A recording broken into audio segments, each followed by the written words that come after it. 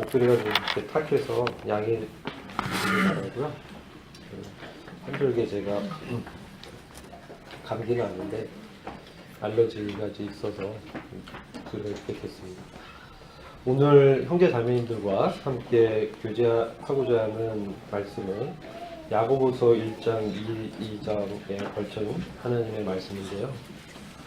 주제는 시련을 거쳐서 이루시는 하나님의 의, 그리고 부제는 행함으로 온전케 된 믿음이라는 주제로 말씀을 나누고자 합니다. 먼저 야고보서 2장 14절 말씀을 먼저 보겠습니다.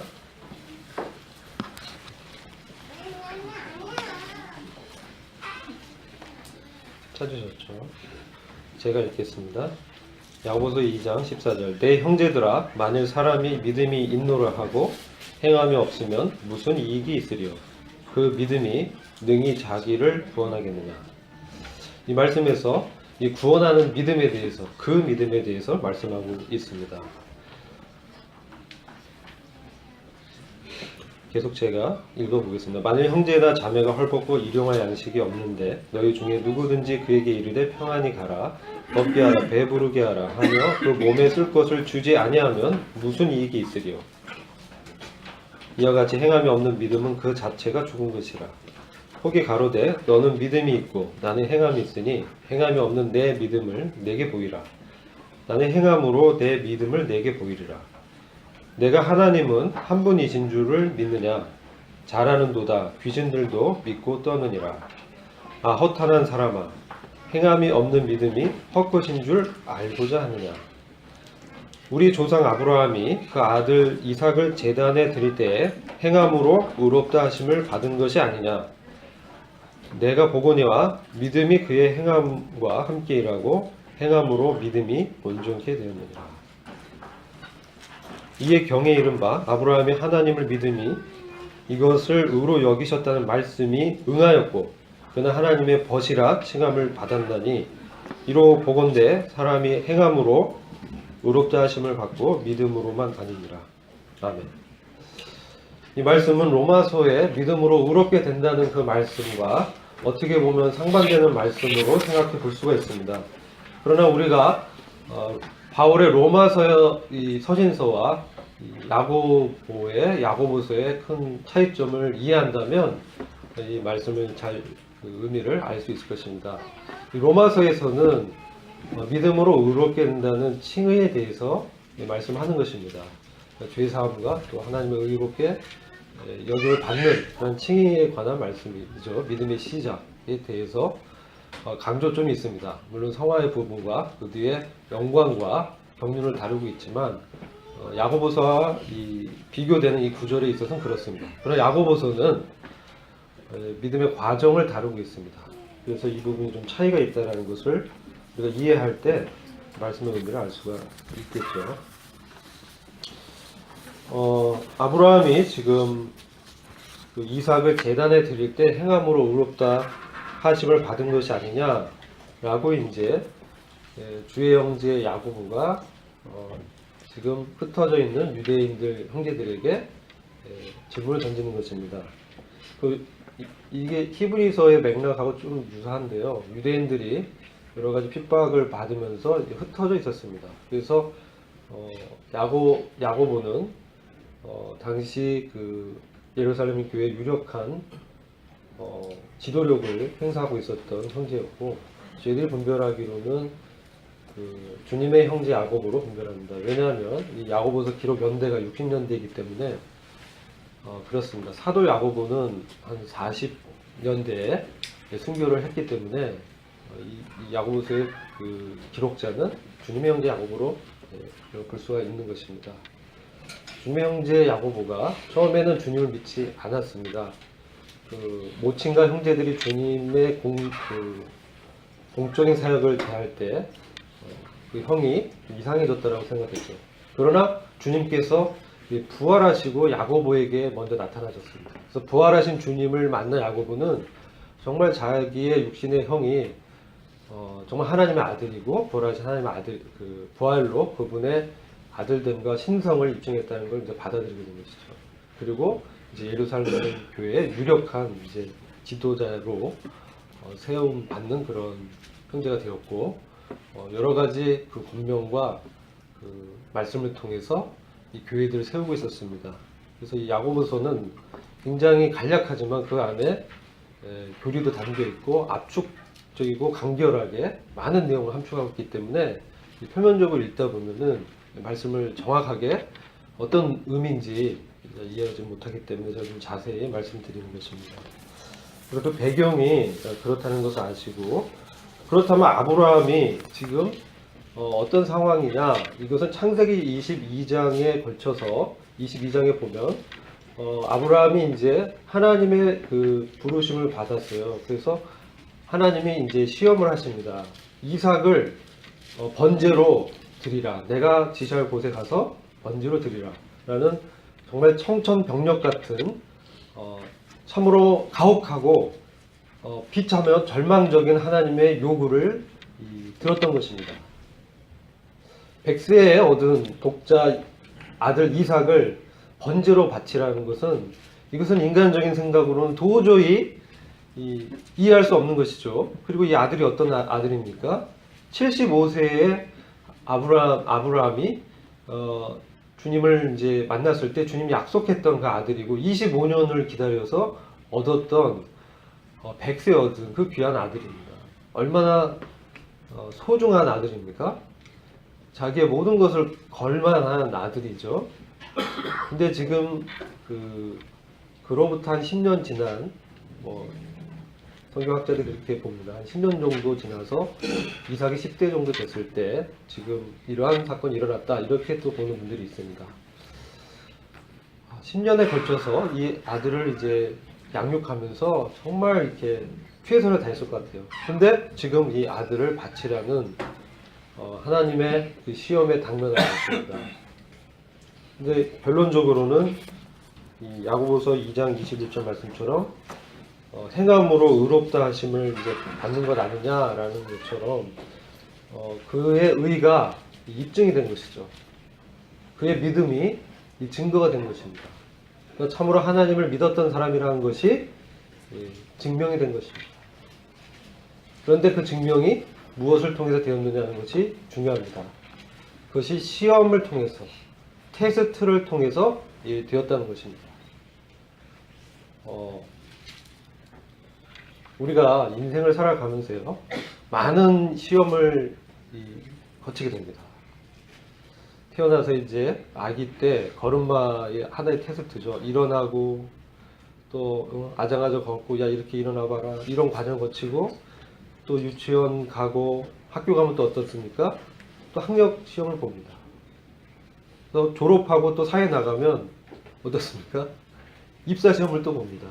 기술 자격 시험 보죠. 그 다음 또 직장 들어가면 그게 끝납니까? 승진 시험 봅니다. 교계는 어떻습니까?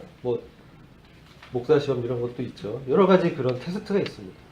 그 사람이 정말 그 일을 할 만한 자격이 있느냐, 온전하게 준비가 된 사람이냐 라는 것을 검증하는 것이죠. 그런데 믿음에 있어서도 그렇다는 것입니다. 우리 믿음도 이러한 시험, 시련, 유혹 이런 과정을 통해서 우리의 믿음이 연단되고 다루어지고 또 인내를 이루게 되는 것입니다. 그래서 오늘 저희들이 교제할 내용은 이런 시험과 시련을 통해서 하나님의 의가 이루어지는 과정 가운데 우리의 믿음이 입증되고 행함으로 나타나서 열매를 맺는다는 그것을 말씀드리는 것입니다. 그래서 이 시험에 대해서 이해를 해야 아브라함의 이 시험의 그 의도가 무엇인지를 알 수가 있죠. 그래서 야고보서 1장 2절을 돌아서 보겠습니다. 1장 2절 내 형제들아 너희가 여러 가지 시험을 만나거든 온전히 기쁘게 여기라. 이는 너희 믿음의 시련이 인내를 만들어내는 줄 너희가 알미라. 인내를 온전히 이루라. 이는 너희로 온전하고 구비하여 조금도 부족함이 없게 하려 함이라. 야고보는 특별히 내 형제들아, 내 사랑하는 형제들아 이와 같은 말을 많이 쓰고 있습니다. 그는 형제들을 정말로 사랑했고 이와 같이 그 지체의식, 가족의식 가운데 이 편지를 쓰고 있는 것입니다. 너희가 여러 가지 시험을 만나거든 조건이 없습니다. 우리는 믿는 성도는 시험을 만나게 돼 있습니다. 그것을 말씀하고 있는 거예요. 너희가 여러 가지 시험을 만나거든 온전히 기쁘게 여기라. 이것은 참으로 우리의 기질로는 받아들일 수 없는, 자연적인 성향으로는 용납할 수 없는 말이죠. 시험과 시련을 만났을 때 어떻게 기쁘게 여길 수 있습니까? 그럴 수 없는데 우리의 자연적인 성향, 기질, 상식적으로는 그렇습니다. 그러나 성경은 영적인 것은 상식적인 것이 아닙니다. 하나님의 말씀은 진리고 우리가 이 진리를 통해서 정말 실체를 봐야 되는 것입니다. 너희가 믿음의 시련이 인내를 만들어내는 줄 너희가 알미라. 왜 온전히 우리가 기쁘게 여겨야 되냐면 이 믿음의 시련이 인내를 만들어낸다는 것입니다. 인내는 무엇입니까? 인내는 시련을 견디는 힘입니다. 그리고 이것은 믿음을 통해서 나오는 그러한 과정, 역사적인 산물입니다. 또 인내는 압력에 견디는 능력이고 핍박을 받아들이고 그것을 패배시키며 승리자를 더욱 강하게 만드는 능력입니다. 그리고 결국 승리해서 그 결과로 어떤 일정한 하나님의 뜻을 위해서 준비가 되고 그 다음에 더 강한 시련을 감당할 수 있는 그 준비를 갖추게 되는 것입니다. 그래서 이 인내는 믿음의 과정에서 만들어지고 단련되는 것이기 때문에 하나님께서는 하나님의 사람들을 단련해서 하나님의 뜻에, 하나님의 목적에, 하나님의 일에 구비되도록 하기 위해서 여러 가지 시련과 시험과 테스트를 거치게 하시는 것입니다. 그래서 이건 하나님의 경륜 가운데 이루어지는 것이기 때문에 우리가 하나님의 성품, 그분의 신실하심을 믿을 때 우리가 기쁘게 여길 수 있는 것이죠. 4절 보면 인내를 온전히 이루라. 이는 너희로 온전하고 구비하여 조금도 부족함이 없게 하려 함이라. 이 온전하다는 말은 성숙의 단계를 말하는 것입니다. 아까 이제 2장에서 아브라함이 이 행함을 통해서 믿음이 온전케 됐다라는 의미는 그가 하나님을 믿는 믿음이 그의 인생을 걸쳐서 이제 성장하고 장성한 분량에 이르게 됐다는 것입니다. 최고의 수준의 과정을 거쳐서 이르게 됐다라는 것을 말씀하고 있는 것입니다. 그것이 이러한 시험의 과정을 걸쳐서 되어졌음을 야고보가 이제 말씀하는 거죠. 아브라함 얘기를 잠깐 하면 아브라함이 어떤 하나님의 테스트를 받았습니까? 22장 1절 보면 2일 후에 하나님이 아브라함 불러서 아브라함 시험하십니다. 그 전에 역사를 보면 아브라함의 이야기는 13장부터 12장부터 쭉 나옵니다. 그런데 그것을 요약해서 말씀드리면 그가 처음에 하나님의 부르심을 받았을 때 본토 친척 아버지 집을 떠나라고 하나님께서 말씀하십니다. 이것은 자기의 고향을 떠나는 것이죠. 자기가 의지했던, 자라났던 옛 배경, 그다음 네트워크, 자기가 이루어놓은 이런 것들을 떠나는 것입니다. 포기하는 것이죠. 그래서 이것은 포기의 시험인 것입니다. 육신적인 생각으로는 포기할 수 없는데 그것을 포기하게 하는, 떠나게 하는 그런 하나님의 부름이 있었던 것입니다. 두 번째 또 인생에서 그에게 당면한 또 큰 시험은 무엇입니까? 그 다음은 롯을 이제 분리해내는 것이었습니다. 원래 본토 친척 아비집을 떠나면 롯도 사실 롯을 떠나야 되는데 롯이 따라왔어요. 자기의 조카였습니다. 근데 이 롯과 이제 헤어지는 과정에서 그들이 이제 그 롯의 그 양치는 사람들과 아브라함이 양치는 사람들 다툼이 일어났어요. 이제 떨어질 수밖에 없는 상황에 이른 것이죠. 그래서 아브라함이 롯에게 먼저 선택권 준 거예요. 너가 보기에 좋은 땅을 선택하라. 너가 동으로 가면 난 서로 가겠고 이제 너와는 이제 이별이다. 하나님이 처음에 말씀하신 그 말씀이 이제 행하게 되는 것이죠. 이제 아비 친척을 떠나는 그것이 이제 이루어진 것이죠. 처음에 되진 않았지만 이 과정이 있었다는 것을 말씀드리는 것입니다. 그래서 롯은 그의 눈에 보기 좋은 요단 동편에 있는 소돔 땅을 택합니다. 비옥한 땅이죠. 마치 애굽의 풍요함을 거기서 그가 얻으려 생각하고 갑니다. 근데 소돔과 고모라 땅은 우리가 잘 아시다시피 거기서는 타락한 땅이고 죄악이 번성한, 동성애가 넘치는 그러한 도덕적으로 타락한 나라였어요. 근데 그 영적 실체를 보지 못하고 눈에 보이는 좋은 것을 취하고 갔습니다. 그럼으로써 아브라함이 롯과 이별을 하면서 아브라함은 또 하나님으로부터 그가 이 가나안 땅에 이제 머물게 되고 가나안에서 얻을 그 땅들에 대해서 하나님이 또 약속을 이렇게 해주시는 것을 보게 됩니다.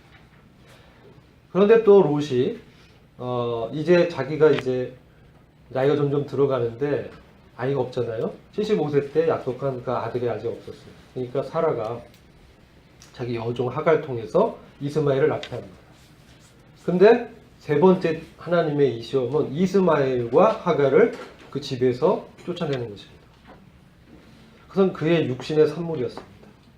육신의 열매였습니다. 그것을 이제 잘라내는 것이죠.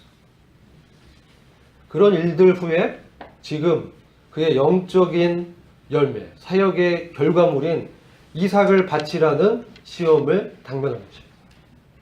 이와 같은 시험의 과정에서 아브라함은 정말 믿음의 조상이요 대적의 문을 얻는 영적인 아버지로 그들이 무엇인지를 우리들한테 잘 보여주는 모범적인 인물로 이렇게 하나님께서 구비되게 하시고 갖춰가는 과정을 보게 됩니다.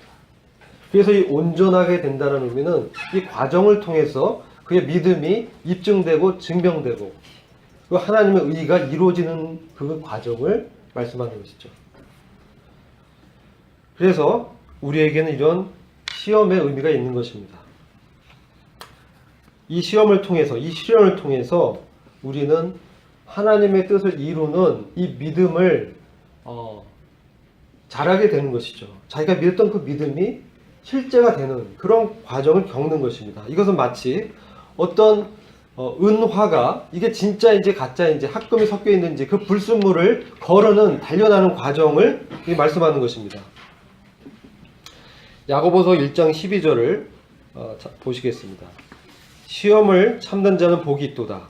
이것에 옳다 인정하심을 받은 후에 주께서 자기를 사랑하는 자들에게 약속하신 생명의 면류관을 얻을 것임이니라.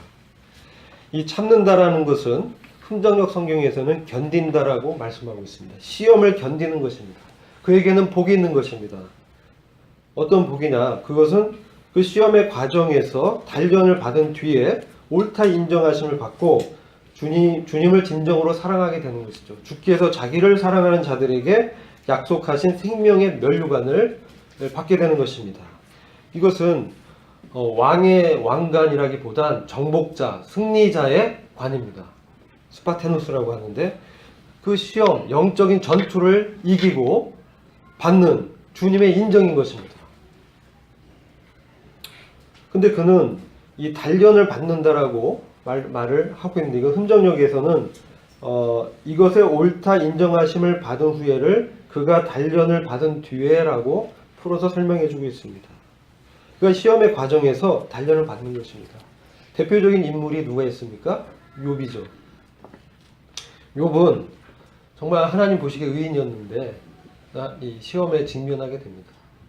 그래서 욥기 23장 10절을 잠시 보시면 시험이 어떤 것이고 우리에게 무엇을 이루는지를 말씀하고 있는지를 알게 됩니다. 욥기 23장 10절입니다. 이 말씀은 우리가 잘 아는 암송하는 말씀이죠. 나의 가는 길을 오직 그가 아시니 그가 나를 단련하신 후에는 내가 정금같이 나오리라. 여러 가지 어려움 가운데 몸에 병이 오고 자기 자식들이 죽고 이 재산이 이제 없어지고 양들이 죽고 엄청난 시련을 당하게 됩니다. 그런 가운데서 욥은 이와 같이 말해요. 나의 가는 길을 오직 하나님만이 아시고 그가 나를 단련하신 후에 내가 정금같이 나오리라. 13절 보면 그의 뜻이 일정하시니 누가 능히 돌이킬까? 그 마음에 하고자 하시는 것이면 그것을 행하시다니 그런즉 내게 작정하신 것을 이루실 것이라. 이런 일이 그에게 많이 있느니라. 그래서 하나님의 뜻이 자기가 있다는 걸 알았고 그가 그렇게 이런 과정을 통해서 단련한 다음 자기가 단련 받으면 자기는 정금같이 나올 거라고 욥이 고백하는 겁니다. 놀라운 고백이죠. 근데 그가 여러 가지 시험과 자기의 그 친구들로부터 막 공격을 당하면서 결국 그의 마음 가운데 있던 것들이 나오게 되는데, 그게 욥기 32장 1절에 기록하고 있습니다. 32장 1절은 이와 같이 말씀하고 있습니다. 욥이 스스로 의롭게 여김으로 그 세 사람의 대답이 그치네. 이게 바로 욥의 시험에서 발견된 불순물이었습니다. 욥의 인생에 있어서 그가 참으로 하나님의 말씀을 수행하고 제사도 잘 지키고 참으로 모범적으로 살아왔지만, 그와 그 친구들의 대화 간에 욥에게 드러났던 그의 육신이 있었죠. 그게 뭐냐? 욥이 스스로 의롭게 여겼다는 거예요. 그 불순물이 이제 제거되는 과정이 이 시련이었죠. 욥에게 있어서는 그랬습니다. 그리고 이 시험의 과정에서 욥은 하나님의 실체를 만나게 됩니다. 하나님의 실체를 만나게 됐을 때 욥이 고백한 말씀이 욥기 42장에 기록되어 있습니다.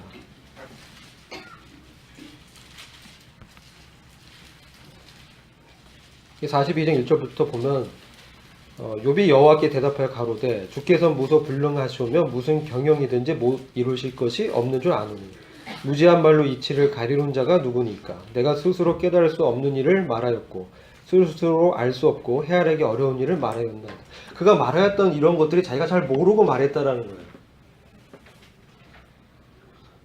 이제 4절 보면 내가 말하겠사오니 주여 들으시고 내가 주께 묻겠사오니 주여 내게 알게 하옵소서. 그가 스스로 의롭게 여기고 그동안 해왔던 것에 대해서 그가 이제 주님의 이 실체를 만나게 되니까 깨닫게 된 거예요. 그러면서 5절 보니까 내가 주께 대하여 귀로 듣기만 하였었더니 이제 내가 눈으로 주를 배움나이다. 하나님께서 욥을 이렇게 만나 주셨거든요. 귀로 듣는다는 것은 이 종교적인 거예요. 근데 신앙은 눈으로 주님을 보는 거예요. 이건 계시입니다. 계시. 그가 겉으로 이렇게 열심히 해왔지만 그의 내심 마음에 있었던 것은 자기가 의롭다는 생각이 있었던 거예요. 그것을 하나님께서는 그것을 제거시키는 것이죠. 그래서 자기의 죄인됨을 이제 고백하는 것입니다. 스스로의 의롭다고 여겼던 욥이 그의 시험과 연단 가운데서 6절 보면 그러므로 내가 스스로 이제 또 스스로 자기 실체를 깨닫고 고백하죠. 스스로 한하고 티끌과 재 가운데서 회개하나이다. 이게 욥의 마지막 고백입니다. 6절이에요. 자신의 실체를 알고 하나님의 위대함을 그가 이제 고백한 것이죠. 하나님을 만나보니 정말 나는 죄인이구나. 나는 나에게 의로운 게 전혀 없는 자구나. 이것을 이제 고백하는 것입니다. 그렇게 됐을 때 7절 보면 여호와께서 욥에게 이 말씀을 하신 후에 대만 사람 엘리바스에게 이르시되 내가 너와 내 두 친구에게 놓아노니 이는 너희가 나를 가리켜 말한 것이 내 종 욥의 말같이 정당하지 못함이니라. 욥이 인정받는 것입니다. 욥이 그 마음이 자기가 어떤 말을 하는지 잘 모르고 하나님께서 말했지만 그 욥이 정당하다. 그리고 너 친구들 너 3명 너희들은 틀렸다. 그러면서 9절 보시면 이에 대만 사람 엘리바스와 수아 사람 발닷과 나아만 사람 소발이 가서 여호와께서 자기들에게 명하신 대로 행하니라. 여호와께서 욥을 기쁘게 받으셨더라. 욥이 그 벗들을 위하여 빌매 여호와께서 욥의 공경을 돌이키시고 욥에게 그전 수요보다 갑절이나 주신지라. 아멘. 여기서 하나님께서 욥을 옳다 인정하시고 욥의 공경을 이제 돌이키시고 그를 기쁘게 받으시는 것을 보게 됩니다. 그게 단련의 결과죠. 욥이 잘한 거는 사실 이렇게 보면은 견뎌내면서 하나님에 대해서 회방하는 말을 하지 않았어요. 모든 하나님 인정하고 이렇게 된 것도 하나님의 뜻이 있고, 그런데 이 모든 것에 내심 있었던 뿌리가 스스로 의롭다라는 것이었어요. 그것의 제거가 하나님의 욥에 대한 시험의 결과물인 것이죠. 이렇게 했을 때 하나님의 기쁨을 받게 되고 또 공경이 돌이켜지고 그전 수요보다 갑절이나 받는 이 축복을 받게 됐다는 거예요. 근데 이제 야고보서에서는 이것을 약속하신 생명의 면류관을 얻을 것이다, 이렇게 말씀하는 것입니다. 그리고 주께서 자기를 사랑하는 자들, 이 시련의 과정에서 자기가 스스로 의롭다고 여기는 마음이 조금이라도 있었다면 이 불순물이 빠져나가면서 정금같이 그 믿음이 단련된 다음에 하나님이 의롭습니다. 하나님만이 거룩하십니다. 하나님의 뜻은 절대적이며 하나님의 주권 앞에 저는 아무런 가치 없는 그런 존재에 불과한 피조 인생입니다. 하나님의 뜻만 이루어지길 원하는 그 마음이 이제 생기게 되는 거죠. 그럴 때 자기한테 베푸신, 이와 같은 죄인에게 베푸신 하나님의 사랑이 얼마나 감사합니까? 그 하나님의 사랑을 경험하게 되니까 이제 주님에 대한 사랑이 이제 일어나게 되는 것이죠. 그래서 주께서 자신을 사랑하는 자들에게 약속된 생명의 왕관을 받게 되는 것입니다. 정복자, 승리자의 인정을 받게 되는 것입니다. 그러면 어떻게 이런 시련을 이기는가? 이게 중요하죠. 시련을 어떻게 이기는가? 그것은 계속해서 말씀을 통해서 보겠습니다. 여러 가지 시련과 시험이 있는데 이런 육신이 제거되는 이 과정 가운데 어떻게 그러면 말씀대로 행할 수 있는 것인가? 하나님의 의를 이루는 것인가? 이런 부분인 것이죠. 야고보서 1장 19절 보겠습니다. 내 사랑하는 형제들아, 너희가 알거니와 사람마다 듣기는 속히하고 말하기는 더디하며 성내기도 더디하라. 사람의 성내는 것이 하나님의 의를 이루지 못함이니라. 자, 여기 보시면 사람의 성내는 것이 하나님의 의를 이루지 못함이니라. 즉, 이 시험을 통해서 우리가 저희들의 인격이 연단되고 인내를 이렇게 온전히 구비하는 과정에서 이 성내는 게 방해가 되는 거예요. 성내는 거, 이게 뭡니까? 이것은 인간의 기질입니다. 인간의 성향입니다. 억제되지 않는 감정의 표출이에요. 육신대로 행하게 돼요. 이것은 절대로 하나님의 의를 이루지 못하는 거예요. 어떤 상황에서도, 아무리 영적인 일이라도 그의 기질, 성향을 이렇게 드러내는 것은 결국 육신을 드러내는 것이고, 그것은 하나님의 뜻을 이루지 못하고 믿음의 열매를 못 맺게 되는 거죠. 그 결국은 사망인 것입니다. 그래서 하나님의 의를 이루는 믿음은 어떤 것이냐? 21절과 22절에 나타나고 있습니다. 그러므로 모든 더러운 것과 넘치는 악을 내어버리고 능히 너희 영혼을 구원할 바 마음에 심긴 도를 온유함으로 받으라. 너희는 도를 행하는 자가 되고 듣기만 하여 자신을 속이는 자가 되지 말라.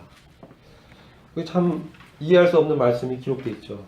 어떻게 구원받은 형제들이, 야고보의 사랑하는 형제들이 그 안에 더러운 것과 넘치는 악이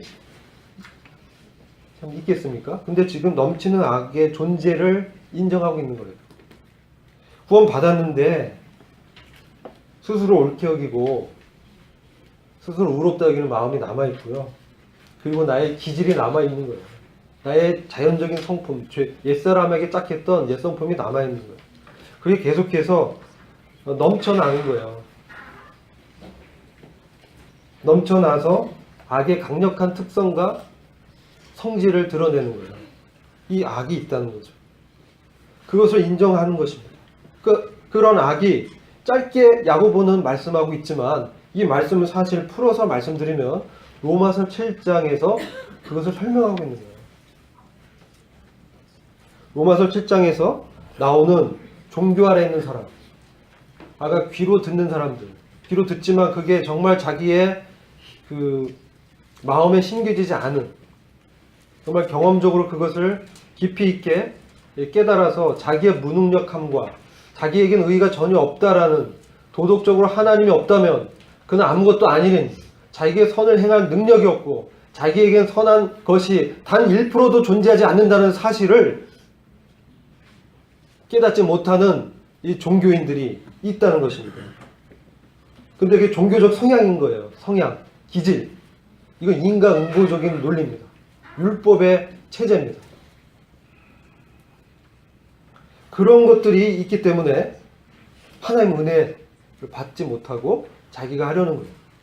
근데 그것이 끝까지 남아있다 보니까 욥 같은 경우는 그 불순물을 이렇게 드러내는 이 시험, 엄청난 시험을 받고 정금같이 돼서 하나님 인정을 받은 것이죠. 로마서 7장에 가서 보면은 거기는 그가 구원받았지만 정말 하나님의 말씀을 지키고자 노력을 했어요. 그런데 이게 안 되는 거예요. 여러분, 이건 구원받은 사람의 경험이라고 저는 분별합니다. 왜냐하면요, 구원받았는데 이렇게 나한테 남아있다는 거죠. 내 예쁜 성. 옛사람은 십자가에 못 박아 죽었는데 그게 짝하던 육신의 습관들, 죄성이 남아서 있는 거예요. 근데 처음에 잘 몰라요. 근데 시간이 가면 갈수록 내가 구원받아 정말 거룩하게 되고 온전케 되고 주님의 거룩한 제물로 온전케 되었다는 말씀이 있는데 왜 이런 게 남아있지? 라고 이제 생각하면서 이것을 내가 극복하고자 노력하는 것입니다. 내가 없애고자, 제거하고자, 말씀을 내가 지켜보고자 스스로 의롭게 되려고 노력하는 것이죠. 이런 과정이 있기 마련입니다. 근데 시간이 갈수록 안 되는 것을 깨닫게 됩니다. 왜 이럴까? 내가 받은 구원이 잘못된 건가? 하나님 말씀이 문제인가? 이 복에 문제가 있는 것인가? 아니라는 것이죠. 그래서 내 안에 있는 죄가 얼마나 심히 죄인 것을 분명하게 깨닫게 하고 그거 자체가 내 안에 없어지지 않고 이 악이 넘치게 남아있다라는 것을 인식하게 하기 위한 과정인 것입니다. 그래서 그 과정 가운데서 자기는 육신으로는 이 죄의 법을 섬기고 근데 영으로는 내 새 사람으로는 하나님의 법을 섬기는 것을 깨닫게 되는 거예요. 그리고 하려도 안 되잖아. 그러니까 해봐야 되는 거예요. 말씀을 이제 지켜보려고 해야 되는 거예요.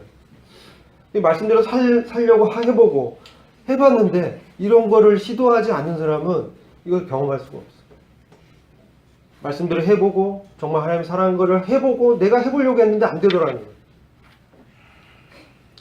그 과정에서 이제 내 안에 있는 그 죄의 세력을 객관적으로 보게 됩니다. 내가 한 가지 법을 깨달았는데 선을 행하기 원하는 나에게 악이 존재하는 것이다.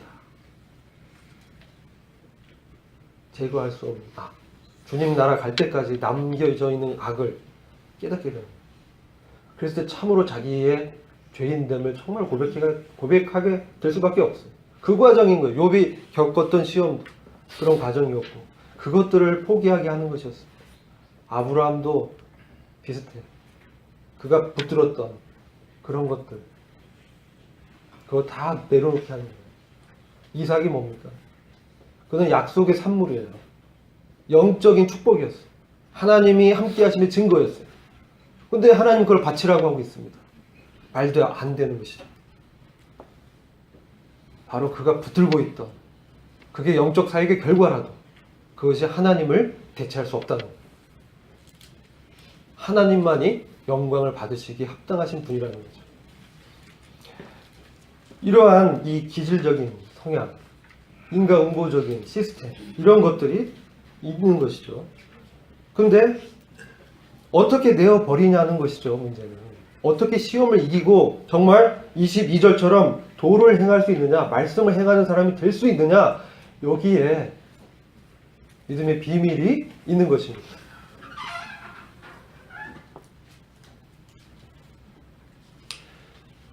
자, 여기서 이것을 이해하려면 여기에 시간의 간격이 있다는 것을 이해하셔야 돼요. 사실 이 본문의 원문은 이게 부정과거형입니다. 부정과거형. 내어버렸다라고 말씀하고 있어요. 근데 해석을 현재형처럼 하고 있어요. 왜 그랬는지를 우리가 이해해야 됩니다. 하나님의 관점과 사람의 상태가 사람의 관점이 다르다는 거예요.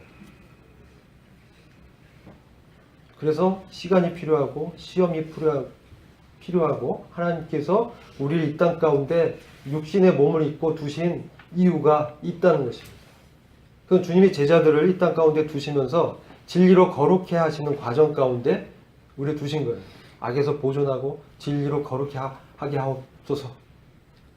그러나 이 세상에서 미움을 당하는 거죠. 시련과 고난을 당하는 거예요. 아브라함이 이제 이삭과 사환들을 데리고 모리아산으로 3일을 갔습니다. 그런데 거기서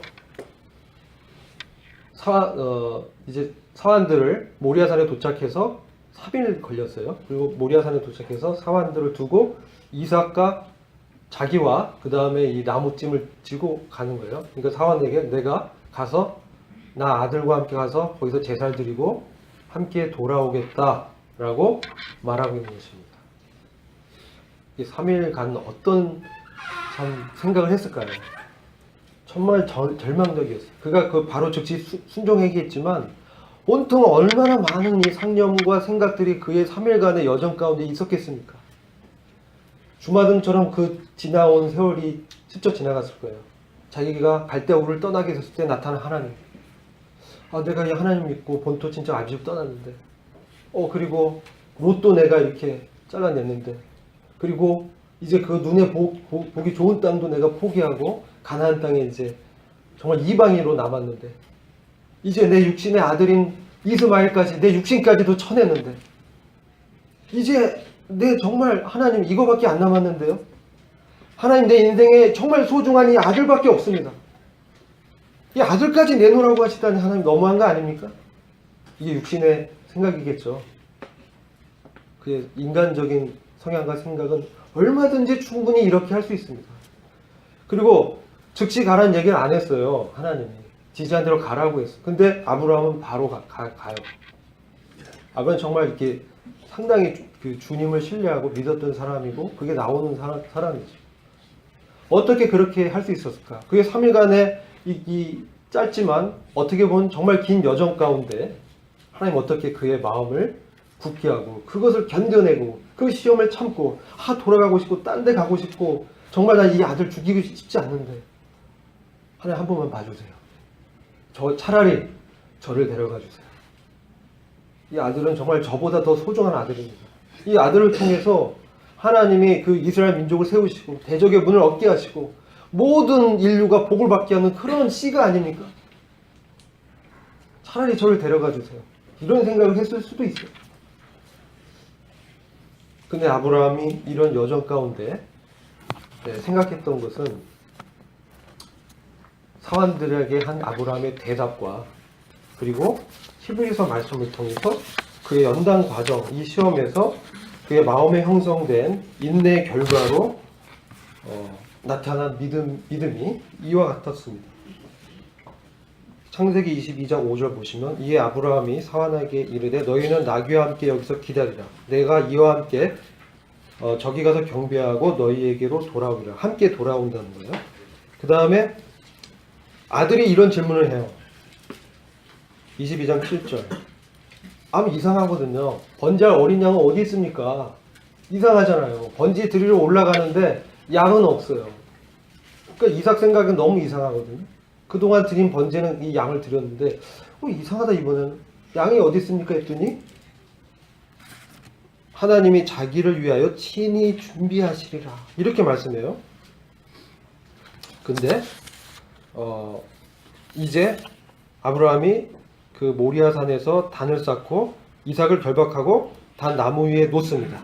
그리고 그를 잡으려 합니다. 죽이려고 합니다. 그때 하나님께서 합격, 스톱 이렇게 말씀하십니다.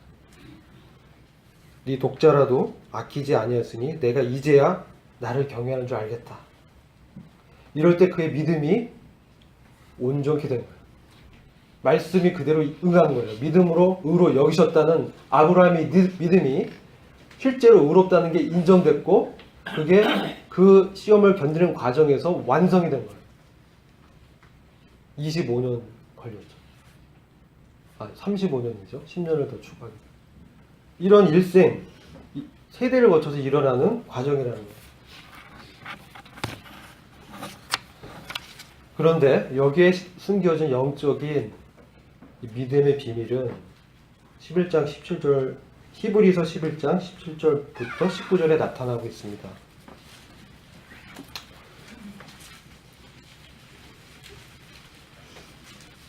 (11장 17절) 제가 히브리서 11장 17절 읽겠습니다. 아브라함은 시험을 받을 때 믿음으로 이삭을 드렸으니 저는 약속을 받은 자로되 그 독생자를 드렸느니라.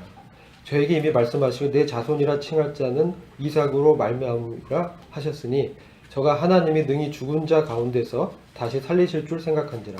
비유컨대 죽은 자 가운데서 도로 받은 것이니라. 하나님께서 이삭을 죽여도 다시 살리실 것을 믿은 거예요. 하나님의 권능을 믿은 거예요.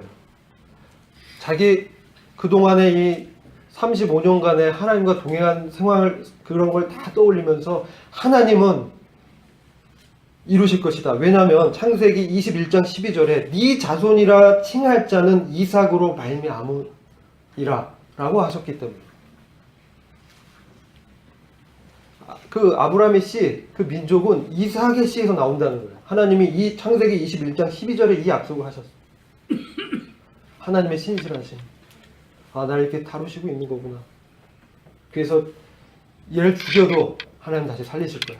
부활의 능력을 확실히 믿었던 거죠. 그래서 칼을 댈 수 있었어요. 사실 죽인 거나 진배 없죠. 근데 여기서 중요한 거는 하나님께서 그를 인정해주고, 그리고 대신 드릴 번제들 수양을 준비했다는 거예요. 아브라함이 이삭에게 친히 준비할 거야 라고 말씀했던 그 말씀을 그대로 응해주는 것을 보게 됩니다. 아브라함을 인정하는 거죠. 옳다 인정해요. 아브라함의 뜻대로 해주십니다. 그리고 정말 번제로 드려진 것은 이삭이 아니고, 이삭은 죽은 가운데서 얻게 되고 바로 예수 그리스도의 모형인 그 수양이 번제로 드려지게 됩니다. 이런 과정을 봤을 때 우리의 주님께서 이 시험 가운데서 이루고자 하는 것이 어떤 것인지를 이제 알게 되죠. 그래서 다시 야고보서 1장 21절로 돌아오는 것입니다. 어떻게 내어버리냐? 이 말씀을 제가 어제 상당히 오랜 시간 걸쳐서 묵상을 했어요. 그럼 이것은 정확한 원문은 악을 내어버렸다라는 거예요. 근데 지금 우리한테는 이게 적용될 때는 현재형으로 내어버리고라고 이 후기에 사본을 번역한 사람이 번역했어요. 왜 그런 줄 아세요? 이런 넘치는 악이 있지만 이미 십자가에서 주님이 못 박았다는 거예요. 못 박았다. 내어버렸다. 내어버릴 수 있는 근거는 믿음뿐이 없습니다. 우리가 어떻게 이 악을 내어버릴 수 있습니까? 우리 노력을 할 수 없어요. 오직 믿음으로만 가능한 거예요. 그래서 이미 하나님께서 이 악을 내어버렸다는 믿음으로, 그것을 믿음으로 시인하면서 그것을 사실로 여기는 거. 그랬을 때 이게 내어버려지는 거예요. 그래서 능히 너희 영혼을 구원할 바 마음에 심긴 도를 온유함으로 받으라라고 말씀하는 거예요. 우리의 영혼을 구원한다는 건 우리의 이 주님을 닮아가는 성화 과정을 말을 하는 거예요. 근데 이게 마음에 심긴 도, 하나님의 말씀입니다. 마음에 심긴 도. 이건 계시로 우리한테 열려진 하나님의 말씀이 역사에서 이미 나에게 넘치는 악이 분명히 존재하지만 이 악이 하나님과 함께 못 박혔다. 예수 그리스도와 함께 못 박혔다. 난 이미 죽은 존재다. 그것을 믿음으로 고백하는 것이 이 현지형으로 나타나는 거예요. 내어버리고 능히 너희 영혼을 구원할 바 마음에 심긴 도를 온유함으로 받으라. 그 다음에 너희는 도를 행하는 자. 이 말씀을 어떻게 행할 수 있어요? 이제 내가 부활하신 그리스도와 하나 된 존재라는 이 나의 신분을 믿음으로 사실로 여길 때 이 드리고 행할 수 있는 거예요. 그래서 아브라함이 이삭을 잡을 수 있었던 것은 하나님의 약속한 말씀에 대한 믿음과 그 신실하신 하나님의 그것을 정말 믿었거든. 그분의 주권, 그분의 사랑, 긍휼하심, 자기의 베푸신 그 하나님의 의를 믿었기 때문에 죽여도 살릴 것이다. 우리도 어떻게 행할 수 있습니까? 이것이 결국은요, 내가 죽고 그리스도께서 사는 거예요. 그걸 말씀하는 거예요. 내가 죽고 그리스도가 사는 거. 갈라디아서 2장 20절의 말씀을 야고보는 이렇게 표현한 거예요. 그랬을 때 그 말씀을 행할 수 있는 거예요. 부활하신 주님의 권능을 믿고 내가 이미 죽었고 살아난 존재라는 걸 이미 되어졌다. 내어 버려졌다. 이미 너희 영혼을 구원했다. 다 부정과거로 얘기하고 있어요. 근데 지금 현지형으로 나한테 적용되는 거예요. 믿음으로. 오직 믿음으로 이 말씀을 행할 수 있는 것입니다. 그게 되어지려면 온유함으로 받아야 돼. 말씀을. 그냥 건성으로 나 다 알아. 아, 저 말씀 다 이해해. 나 충분히 알고 있어. 충분히 배웠어. 아닙니다. 연단되고 단련되고 경험해. 그래서 온유함은요, 인간의 미덕이나 기질이 아닙니다. 여기 온유함으로 받으라고 하는 거는 인간의 성품이 아니에요. 이거는 단련되어져서 그리스도와 연합돼서 일치된 그리스도의 마음이 나타나는 게 온유예요. 그래서 이걸 받는 거예요. 그래서 내 안에 선한 것이 전혀 없고 해방자 구원자는 오직 그리스도고 그분만이 할 수 있다는 걸 믿기 때문에 내 몸을 복종시키고 드리게 되는 거예요. 이런 믿음의 행함이 따를 때 시험을 이기고 내 인내가 온전히 이루어지고 하나님의 의가 이루어지는 것입니다. 하나님의 열심으로 이것을 이루실 것입니다. 기도하고 마치겠습니다. 아버지 하나님, 오늘 이 야고보서 말씀을 통해서 주님께서 참으로 하나님의 의를 이루시고 저희를 정결케 하시고 순정케 하시는 인생의 시험을 허락하셨다는 것을 보게 됩니다. 주님, 저희들을 사랑하시고 또 시험 가운데서도 함께 하시며 돌보시며 힘주시는 우리의 믿음을 견고케 하시고 터를 세우시며 하나님의 뜻을 이루시는 하나님의 의가 이루어지게 하시는 오직 그 하나님만을 찬양을 드립니다. 우리 주님께서 저희 삶 가운데 사시는 이 놀라운 행함 있는 믿음이 저희들 삶 가운데 풍성하게 나타나게 하시기를 간절히 기도합니다. 예수 그리스도의 이름으로 기도했습니다.